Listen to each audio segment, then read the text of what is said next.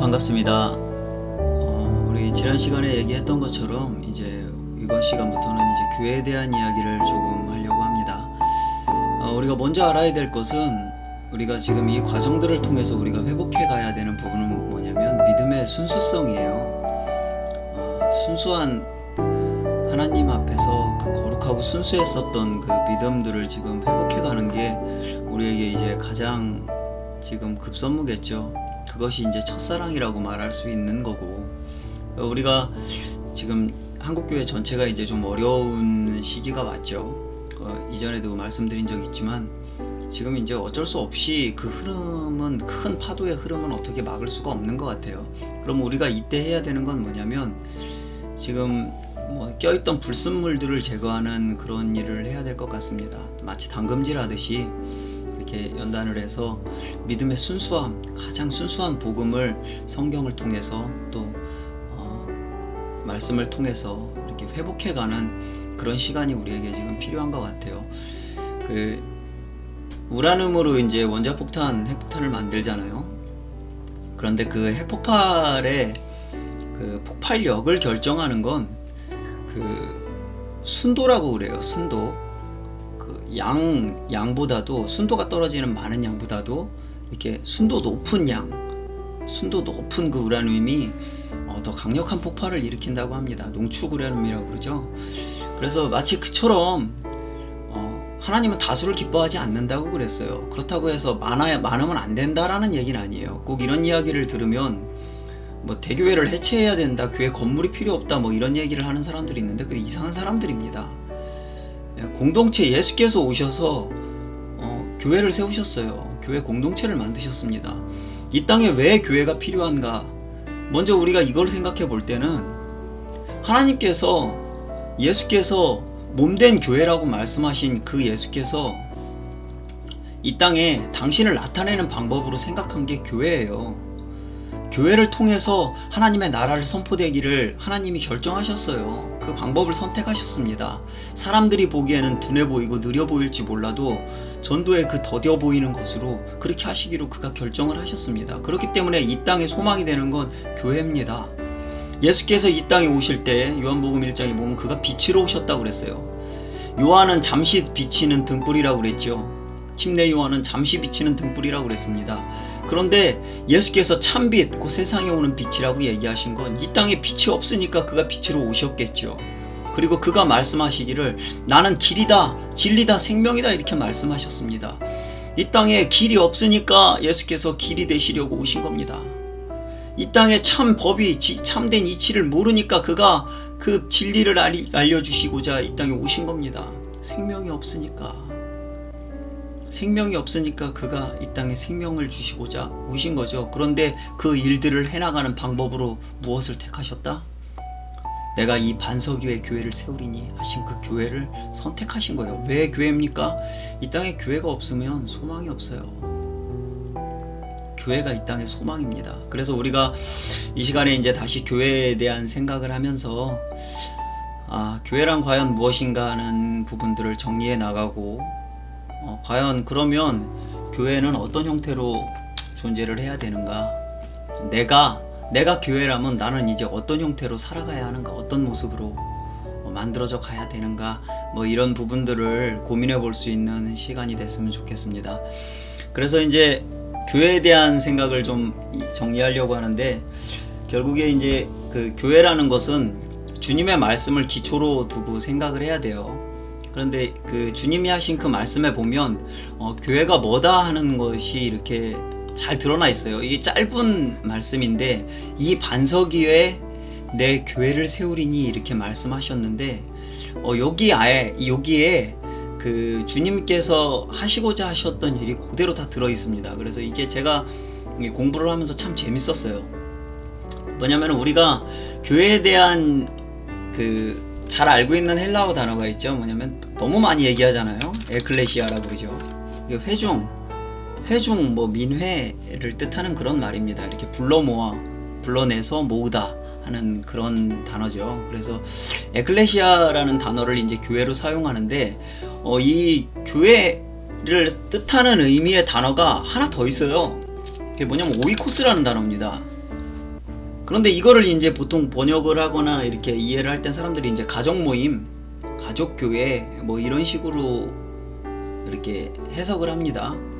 그래서 뭐 성경의 서신서에도 이제 보면은 뭐 브리스기라 아굴라와 브리스길라 아굴라 그 가정이나 뭐 빌레몬의 그 집에 있는 너희 집에 있는 교회 뭐 이런 거를 뜻할 때 쓰는 단어로 이 오이코스라는 단어를 사용을 해요. 그런데 재밌는 것은 여기서 내 교회를 이라고 말씀할 때는 에클레시아를 사용했고요. 여기서 세우리니 할 때는 이 오이코스라는 단어를 사용했어요. 그러니까 이게 뭐냐면 여기 세우리니를 오이코도메오라고 해가지고 내 교회를 세우리니 에클레시아를 오이코스 하겠다 이렇게 얘기를 한 겁니다. 그런데 재밌는 건 이 오이코스라는 단어가 어떤 뭘 의미하는 단어냐면 공동체를 의미하는 단어예요. 어떤 하나의 공동체, 그러니까 이 회중을 하나의 공동체가 되게 하겠다.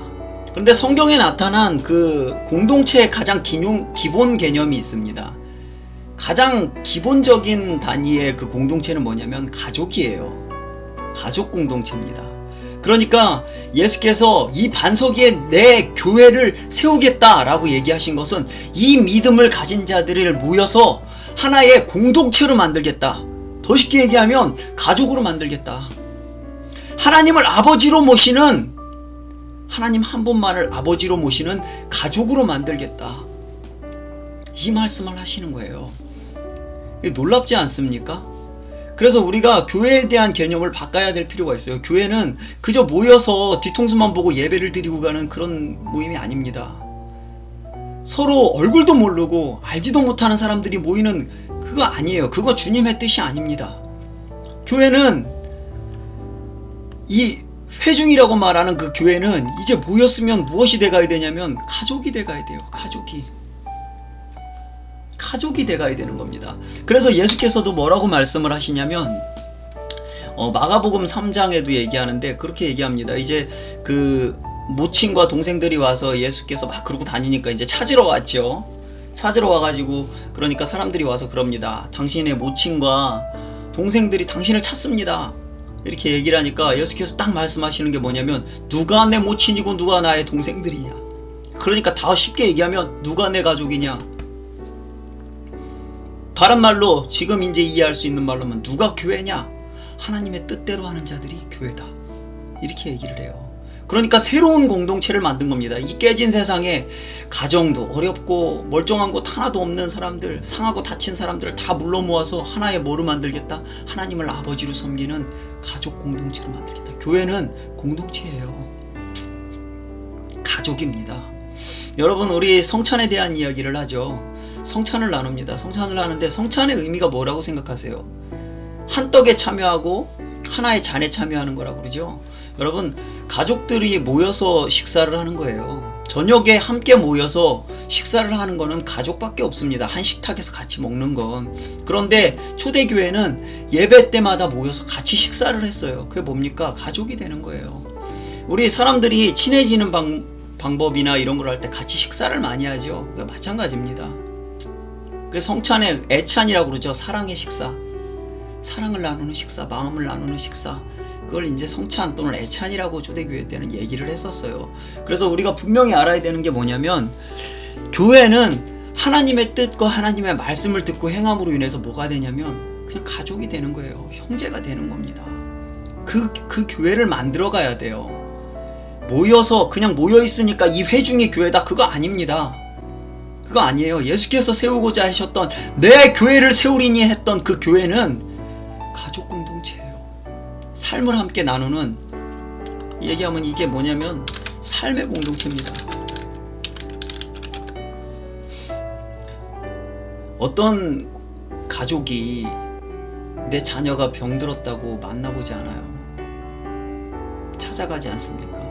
가족이 아프다고 모이지 않아요. 요즘 같은 때는 이제 이 코로나가 하도 난리니까 자가 격리하고 이렇게 다 분리를 시키고 그렇게 하지만 우리가 세워나가야 되는 교회는 하나님 아버지, 한 분 아버지를 모시는 삶의 공동체예요. 은혜 받은 자들이 모인.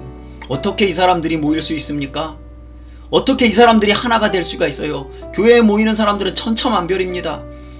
성격이 모난 사람들도 많고 뭐 굉장히 존경스럽고 인격적인 사람들이 모이보다 사실 예수께서도 어떤 자들을 불렀어요? 병든 자들 내게 와라. 가난한 자, 세리, 창기, 온갖 문제가 있는 사람들을 불러. 초대교회 때는 얼마나 시끄럽고 문제가 많았을까를 생각해 보세요. 그런 사람들이 오자마자 변화돼서 다 달라져가지고 아무 충돌이 없었겠습니까? 배급 문제 갖고도 싸움이 나고 시끄러운 소리가 날 정도로 문제가 많았는데, 그런데 그들이 어떤 방법으로 이 공동체가 만들어져 가고 유지되어 갔느냐? 딱 하나입니다. 은혜 받은 선한 양심으로 하나님을 찾아가는 그 삶의 공동체로 만들어진 거예요. 그래서 교회를 유지하는 힘은 교회 공동체, 이 교회가 가족 공동체로 만들어지고 유지될 수 있는 그 힘은 딱 하나입니다. 은혜예요. 은혜 받아서 선해진 내 양심이 주님이 하신 그 말씀에 순종하고자 할 때 이 공동체가 유지되고 만들어질 수가 있습니다. 그래서 우리가 교회를 세워가는 일에, 우리 지금 다시 이 교회를 생각하고 다시 세워가는 이 일에, 이 삶의 공동체를 만들어가는 일에 이전처럼 돌아가려고 하지 마세요. 이전에 뒤통수만 보고 예배드리고 흩어지던 그 모습으로 돌아가면 안 됩니다. 이제는 서로의 얼굴을 보고 서로의 눈을 보고 서로의 마음을 느끼는 그런 정말 가족 같은 삶의 공동체, 이 교회 안에서 그 삶의 공동체의 모습들이 회복될 때 깨어진 가족들도 회복될 것이고, 가정도 회복될 것이고, 심령들도 회복될 것이고, 더불어 나아가서 교회를 통해서 하나님의 나라를 나타내시고, 교회를 통해서 그리스도의 향기를 이 땅에 나타내길 원하는 하나님의 뜻이 이루어지는 그 교회가 만들어질 거예요. 내 교회를 세우리니 여기 불러 모은 이 회중들을 하나님 아버지의 하나의 가족이 되게 하겠다. 가정이 되게 하겠다. 무엇으로? 은혜로. 이게 교회입니다. 이 한 가지를 놓치지 않고 붙드실 수 있는 여러분 되시길 바랍니다. 그래서 우리가 이 교회에 대한 개념을 정리하고 교회를 다시 세워가는 일에 가장 중요한 건 우리 모든 심령들이 지금 은혜 받은 심령이 돼야 됩니다. 주의 말씀이, 성경에 기록된 그 말씀이 사랑하시는 음성으로 내 영혼에 들려야 돼요. 그 말씀이 사랑의 음성으로 내 영혼에 들려올 때 내가 변화됩니다. 그 말씀이 나를 사랑하시는 그 음성으로 들려올 때, 그 은혜의 음성으로 내 영혼에 들려올 때, 내게 은혜로 다가올 때 우리가 소망하고 사모하는 그 성격적 교회를 세워갈 수 있다고 믿습니다. 이렇게 함께 해주시고 기도해 주시는 우리 성도님들 되시기를 바랍니다. 정리의 한마디로 이렇게 깔끔하게 정리해 보겠습니다. 왜 교회입니까? 교회는 하나님이 선택하신 방법이에요. 그리스도의 몸으로서 이 땅에 당신을 나타내시는 법으로서. 그리고 그 교회, 예수께서 내가 내 교회를 세우리니, 이 반석 위에 내 교회를 세우리니 하신 그 교회는 지금 불러 모은 자들을 뭐가 되게 하겠다? 삶의 공동체, 가족을 만들겠다. 하나님 아버지를 모시는 가족을 만들겠다 하신 뜻인 것을 이해하시고 기억하시는 여러분 되시길 바랍니다. 감사합니다.